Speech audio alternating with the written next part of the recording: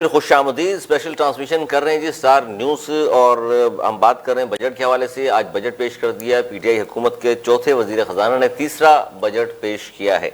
8,000 अरब से जायद का ये बजट है। जिस तरह मैंने आपसे शुरू में कहा कि 964 अरब तो सिर्फ तरक्याती कामों के लिए ही रखे गए हैं। इसके अलावा कुछ और भी फिगर्स हैं मेरे सामने में।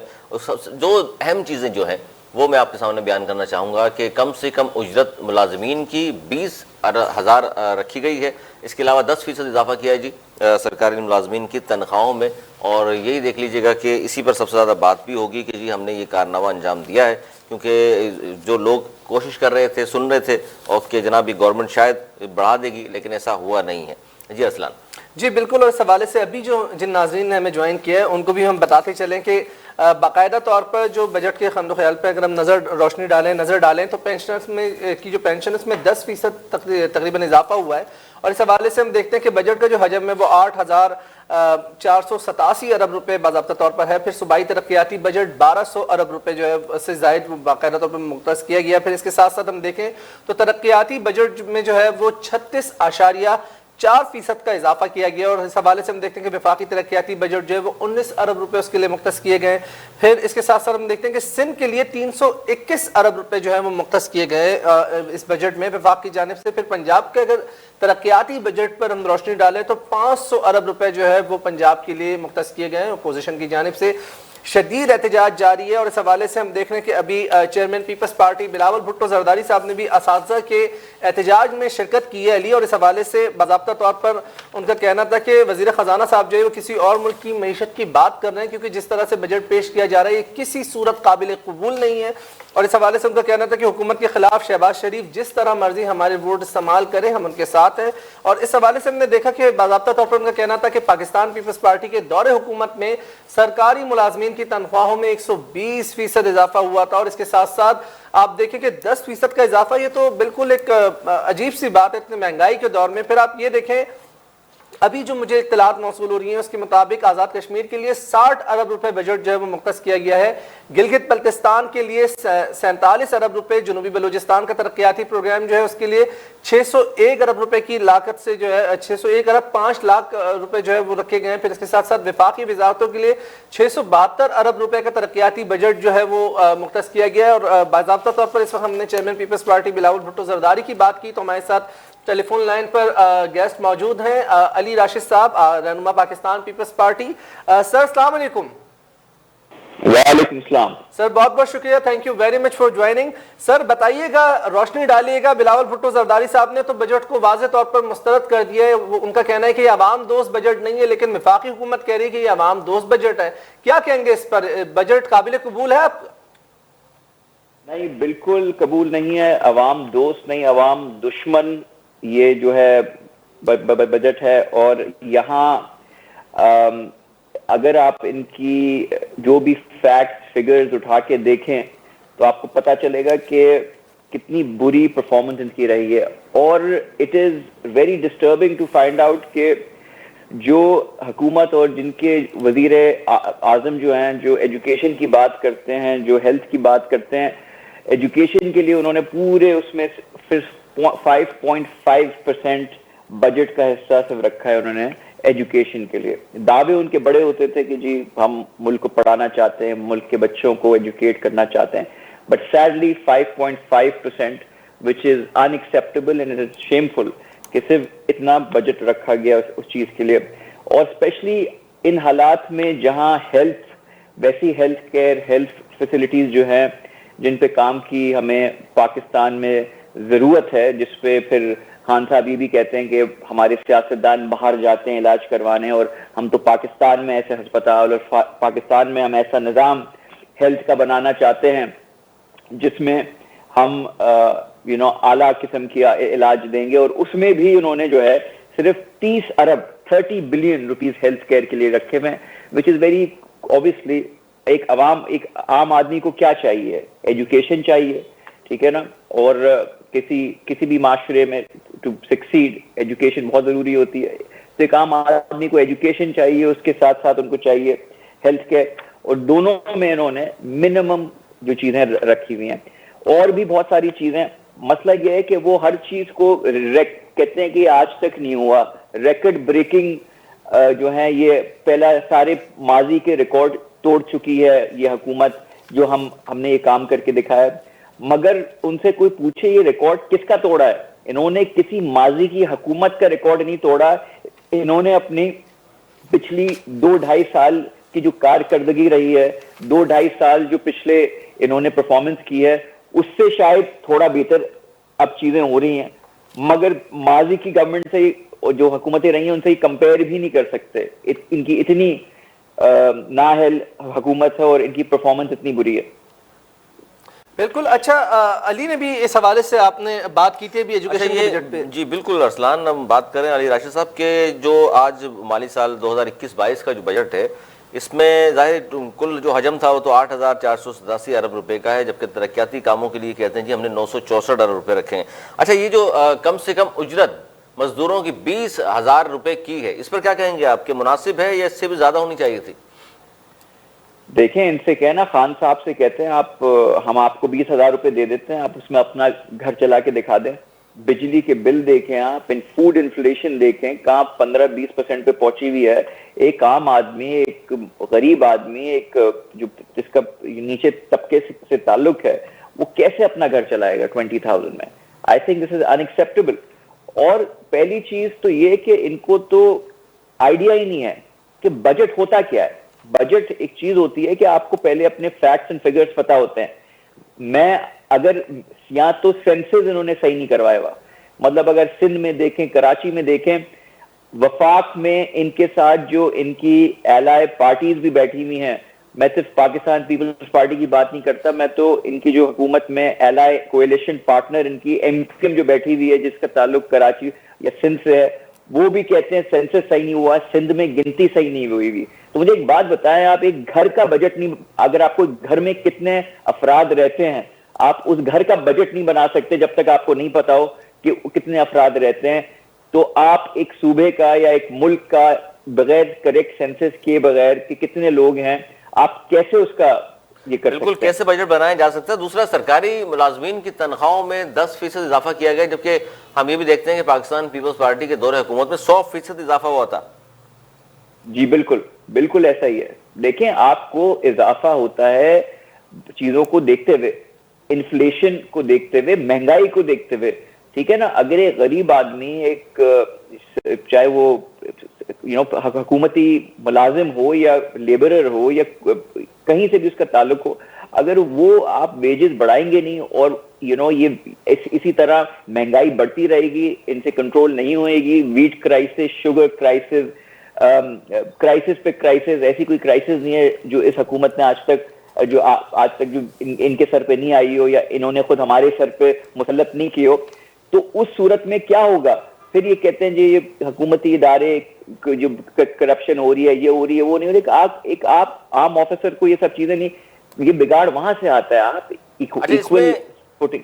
जी अली राशिद साहब, एक दो तीन चीजें मैं चाहता हूं कि आपकी मौजूदगी से फायदा उठाया जाए। गवर्नमेंट एक तो जो बहुत ज्यादा क्रेडिट लेती है, वो कहती है जी हमारा देख लीजिए करंट अकाउंट सरप्लस चल रहा है। इसके अलावा ज़रा मुआवजा के ज़खायर देख लें, 2018 में 7 अरब डॉलर थे, अब बढ़कर जो है वो 16 अरब डॉलर तक पहुंच चुके हैं। इसी तरह टैक्स वसूलियां जो है गुज़िश्ता साल के मुकाबले में 11% ज़्यादा हैं। तो वो कहते हैं सारी चीज़ें आप देख लीजिए, आपके सामने मुल्क में तरक्की होती नजर आना चाहिए आप लोगों को। देखें, अगर तरक्की होती भी नजर आ रही होती तो सबको आ रही होती है ना। मेरे ख्याल से तो किसी गली में चलते हुए किसी आम आदमी से आप रोक के पूछ लें कि क्या आप खुश हैं महंगाई से, क्या आप खुश हैं इस हुकूमत की जो काम वो कर रही है, जो whatever they are doing, reflect तो हो कहीं। और अच्छा, इनको बहुत अच्छी एक वो है कि हर चीज को ये मिसलीड करने की आवाम को कोशिश करते हैं। ये अभी जो है इनके जो बजट स्पीच में 4,000 अरब इन्होंने कहा जी टैक्स के कलेक्शन हुई है जो जिंदगी में आज तक नहीं हुई, और ये बढ़ी है और रिकॉर्ड ब्रेकिंग है। मगर इनसे कोई पूछे, ये रिकॉर्ड ब्रेकिंग तो ये पीपल्स पार्टी के दौर से, फिर पीएमएल-एन के दौर से एक कंटिन्यूअस साइकिल चलती आ रही है। अगर आप देखें, अगर उसकी आप एक्चुअल कैलकुलेशन करें, जो पीपल्स पार्टी का दौर था 2008 से लेके उसमें उस वक्त 1000 अरब हुई, फिर 1500 अरब हुई, फिर ये हर साल हर हुकूमत ने, चाहे वो पीपीपी की हो या पीएमएल-एन की हो, हर साल वो बढ़ी है। और बाय द जो अगर आप उसका रेशियो और कंपैरिजन देखें 2018 तक ये 3000 कुछ पे पहुंच गई थी कलेक्शन। सो टेक्निकली जो 2018 में ये आए थे 2018 और अगर हम पीपीपी और पीएमएलएन की ही पेज पे चलते रहते तो ये जो इन्होंने अभी 4000 अरब का जो गोल इन्होंने अभी अचीव किया है ये टेक्निकली तो 2018 और 2019 में हो जाना चाहिए था अगर ये उसी पेज पे चल रहे होते जितनी माजी की जो हुकूमतें हैं वो चल रही थी, मगर वो उसमें भी इनको अब 2.5-3 साल बाद जाके सो दे आर वे बिहाइंड। सो एक तो देखें ये part of the solution is identifying the problem. पहले तो आप एक्सेप्ट करें, लोगों को बेवकूफ अब नहीं बना सकते आप, फैक्ट्स एंड फिगर्स सब चीजें बाशऊर हो चुकी है आवाम। ये 4000 का जो टारगेट है ये 2018-19 में अचीव हो जाना चाहिए था इनसे, जो अब जाके हो रहा है। तो ये कोई तीर नहीं मारा है इन्होंने। अच्छा अली राशिद साहब, मैं आपसे सवाल करना चाहूंगा, ये मुझे बताइए कि जाहिरी तौर पर आईएमएफ की जानिब से ये बजट जो है वो तश्कील दिया गया, बनाया गया, उसके बाद ये कहा जाता है वफाकी वजीर खजाना की जानिब से भी, शौकत तरीन साहब की जानिब से भी, कि आईएमएफ की जानिब से शदीद दबाव है कि बिजली की, गैस की और पेट्रोल की जो प्राइसेस है वो बढ़ाई जाए, उसमें इजाफा किया जाए। फिर हम यहाँ पर एक बात ये भी देखते हैं कि आज वजीर आजम इमरान खान साहब ये कहते हैं कि आईएमएफ को हमने बजट में अपनी शराइत पर कायल कर लिया। आप समझते हैं कि उनका ये बयान दुरुस्त है जो वो फरमा रहे हैं, और आने वाले दिनों में जो कीमतें हैं बिजली की, गैस की, वो नहीं बढ़ेंगी, मुतवासित तबका जो है और जो अदना तबका है वो मुतासिर नहीं होगा? क्या कहना चाहेंगे इस हवाले से? देखिए, मैं ये कहना चाहूंगा कि माजी में भी इन्होंने बहुत दावे किए, बहुत प्रोमिसेस किए, इन्होंने कहा जी बहुत कुछ मैं करके दिखाऊंगा, मगर ये डिलीवर नहीं कर सके। जो ये बातें करते हैं मैं उस पर तो जाऊंगा नहीं, बिकॉज ऑब्वियसली वो तो सबके सामने है कि वो जो भी कहते हैं वो कभी होता नहीं है, ठीक है ना। आईएमएफ को कायल कर लिया, तो आईएमएफ से तो अभी तक आप you couldn't come to terms with them, मतलब और आईएमएफ की जो भी पॉलिसीज हैं आप एक्सेप्ट नहीं कर रहे। मगर आप ये भी देखिए, आईएमएफ ने आपको पाकिस्तानी जो बॉन्ड्स थे, आपने जो इंटरनेशनल फ्लोट किए थे, आपने उस पे आपने जो है आईएमएफ ने कहा था 12% करें, आपने 14.25% करके अपने खास लोगों को उसमें फायदा दिया, जिसकी वजह से पाकिस्तान के नेशनल एक्सचेकर को 1000 अरब का नुकसान हुआ। और वो भी बिल्कुल ब्लेटेंटली लास्ट मिनट उन्होंने ऐसे अनाउंस किया लाइक एनीथिंग। जहां सोचे आईएमएफ जो हमें लगता है कि हर चीज में वो इंटरेस्ट या गैस टैरिफ या बिजली का बिल हर चीज में वो हाइक करने की बात कर रही है, वो कह रही है 12% पे रखें, और इन्होंने 13.75% पे रखा हुआ था। और ये सिर्फ किया गया था अपने खास लोगों को और अपने जो खान साहब के करीबी दोस्त हैं, जो उनके इन्वेस्टर्स, उनके फाइनेंसर्स हैं, उनको फायदा दिलाने के लिए, जिससे जो ऑन रिकॉर्ड चीज है, और इसमें 1000 अरब तक का नेशनल एक्सचेकर को नुकसान हुआ है। अच्छा, इस बजट में आप समझते हैं अली राशिद साहब के इस बजट के बाद जो आज पेश किया गया है, लगता ये है कि मंजूर भी हो जाएगा, तो इससे क्या गरीब की जिंदगी कुछ आसान होगी? नहीं, बिल्कुल आसान नहीं। गरीब की जिंदगी बेचारे की कैसे आसान होगी? जब तक ये हुकूमत है पावर में, गरीब की जिंदगी आसान नहीं, सिर्फ बद से बदतर होती जाएगी। आप उठा के देख लें इस हुकूमत को, अब ये इनका 3रा साल शुरू हो गया है, इसमें भी हर चीज इनको माजी की हुकूमतों पे ये ब्लेम किए जा रहे हैं। ये नहीं मान रहे कि जी हमसे परफॉर्म नहीं किया जा रहा, ये नहीं मान रहे हम नाअहल हैं। हम भाई, आप आने से पहले तो आपने कहा था मैं 90 दिन में हर चीजें सही कर दूंगा, ठीक है ना। आपने कहा था मैं 2 अरब रुपए जो है 2 अरब billion 200 billion dollar Swiss bank से वापस ले आऊंगा। आपने कहा था मेरे पास तो ऐसे लोगों की टीम है जो बिल्कुल दूध और शहद की पाकिस्तान में नहरें बहा देंगी। कहाँ हैं वो लोग भाई? और क्या हुआ इन 3 सालों में? आपने कहा था 90 दिनों में आप चेंज करेंगे, अभी तो हजार दिन से ऊपर हो गए। अभी भी बस आके आप हर अपनी नाकामी का कसूरवार पिछली हुकूमत को ठहराते हैं। ऐसे थोड़ी चलेगा। और आप ये देख ले, अब तो इतना पुश हैज कम टू शव कि इनके खुद के पार्लियामेंटेरियन और एमएनए इनको तनकीद का निशाना बना रहे हैं और कह रहे हैं इनसे काम नहीं किया जा रहा। लोड शेडिंग, इनको हुकूमत जब मिली, इनसे सिर्फ ये पूछ लें, जब इनको हुकूमत मिली तो उस वक्त 0 लोड शेडिंग होती थी। अब 21, 22 घंटे लोड शेडिंग हो रही है। वहां स्कूल में बेचारे बच्चे जो स्कूल में पंजाब में लाहौर में जा रहे हैं वो बेहोश हो रहे हैं, उनकी नाकों से खून आ रहे हैं। गर्मी शदीद है, 50 डिग्रीज मौसम, वहां 21, 22 घंटे की लोड शेडिंग। इनकी 0 परफॉर्मेंस है, they can not perform and कोई उम्मीद नहीं है एक आम आदमी को किसी किस्म का रिलीफ मिलने की जब तक ये मौजूद है। अच्छा, इसमें अली राशिद साहब क्या कहेंगे? ये तीसरा बजट था पीटीआई हुकूमत का, पिछले 2 बजट के मुकाबले में इसको आप कदरे बेहतर समझते हैं क्या? उन दोनों बजट के मुकाबले में भी ये बदतर बजट है आज जो पेश किया गया? देखिए, मैं इन्होंने तो मसला ये है कि जो काफी लोग समझते नहीं, तो बजट ये बजट आया और ये बजट जो है अनाउंस हो गया और ये पास भी हो जाएगा।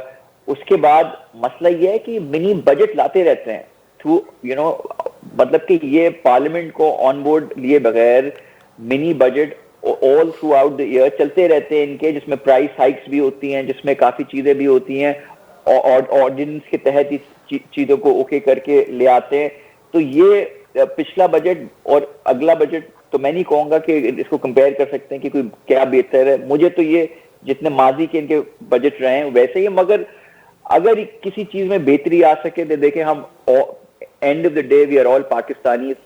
एंड ऑफ द डे हम चाहते हैं कि हम गरीब आवाम को रिलीफ मिले, हम चाहते हैं पाकिस्तान प्रोग्रेस करे, प्रॉस्पर करे।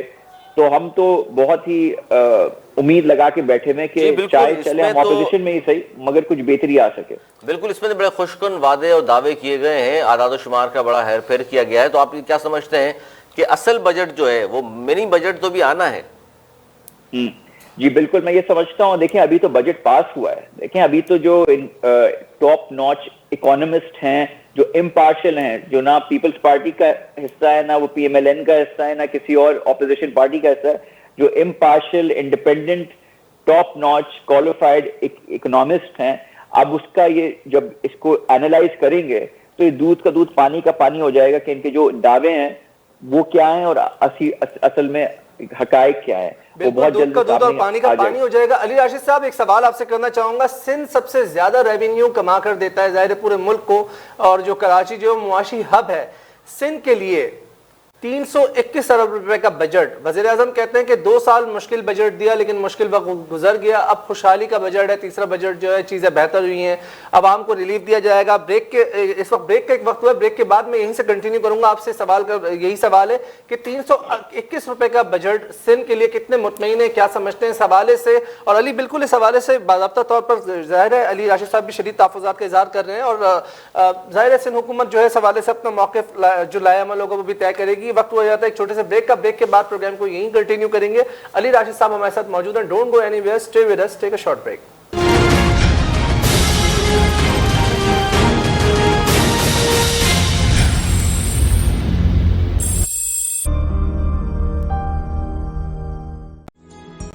सिंध